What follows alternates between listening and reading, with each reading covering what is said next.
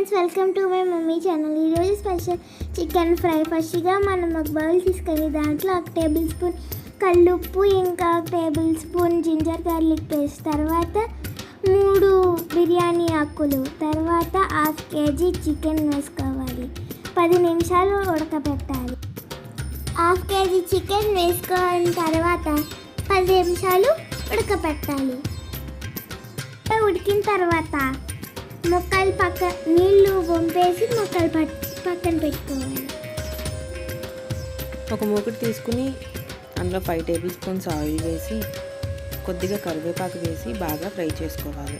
ఇది ఫ్రై అయిన తర్వాత 2 స్పూన్ల అల్లం వెల్లుల్లి పేస్ట్ వేసి ఫ్రై చేసుకోవాలి. తర్వాత మనం ఉడికించి పక్కన పెట్టుకున్న చికెన్ పీసెస్ కూడా యాడ్ చేసుకోవాలి. యాడ్ చేసుకున్నాక ఇందులో రుచికి సరిపడా సాల్ట్ వేసుకోవాలి. 5 నిమిషాలు మూత పెట్టి ఉడికించుకున్న తర్వాత 3 స్పూన్ల కారం వేసి బాగా కలుపుకోవాలి. ఇలా కలుపుకున్న తర్వాత ఒక 3 స్పూన్ల ధనియాల పొడి వేసి బాగా మిక్స్ చేసుకోవాలి. వేయించుకుని ఒక 10 నిమిషాలు స్లో ఫ్లేమ్లో ఫ్రై చేసుకున్న తర్వాత కొత్తిమీరను కూడా కట్ చేసి చక్కగా వేసుకోవాలి. 10 నిమిషాలకి మంచిగా రెడ్ కలర్లో రెడీ అయిపోతుంది. సాఫ్ట్గా ఉండే చికెన్ ఫ్రై చాలా టేస్టీగా ఉంటుంది. ఒకసారి ట్రై చేయండి.